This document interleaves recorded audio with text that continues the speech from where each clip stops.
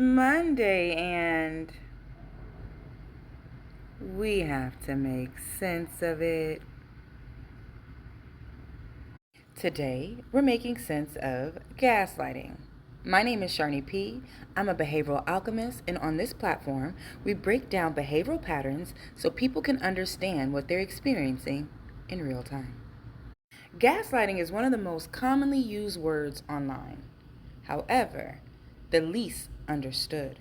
Because gaslighting is beyond just lying, it's the repeated attempt to make someone question their own reality.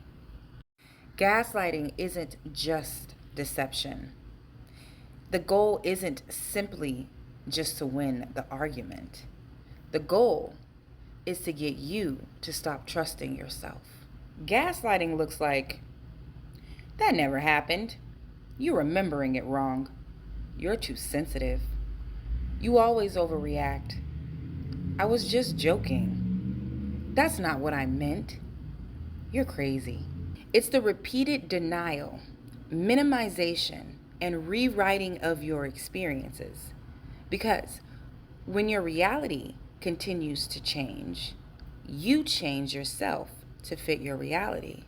So then you start second guessing your memories, over explaining your feelings, and apologizing for when you're harmed.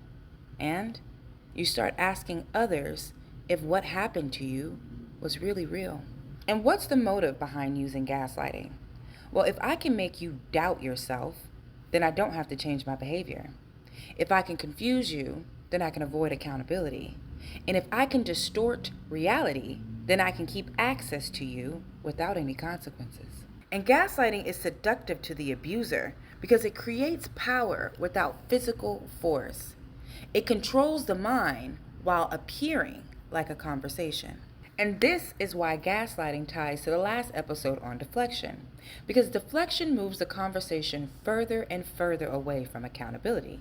It goes one step further. It makes you question, was accountability needed at all? Deflection redirects the issue. Gaslighting erases the issue. This also connects to relational safety, an episode we covered on this series. Because you cannot feel safe with someone when they're constantly changing the reality for their benefit. Safety requires consistency. Gaslighting creates instability. Triangulation removes clarity. Deflection avoids accountability. Abuse normalizes harm. Relational safety disappears, and no contact becomes the final response when your reality is constantly being denied. You cannot repair a relationship where the truth is constantly changing. And the hard truth is, some gaslight intentionally, others learned it as a defense mechanism. But impact matters more than intent. Because whether it was learned or intended, the damage is still very real. Gaslighting is not just manipulation. It's the erosion of self-trust. And once a person stops trusting themselves, it makes everything harder. Harder to communicate, harder to leave, harder to heal, harder to feel safe. And people have to make sense of how they lost trust in themselves while trying to trust someone else.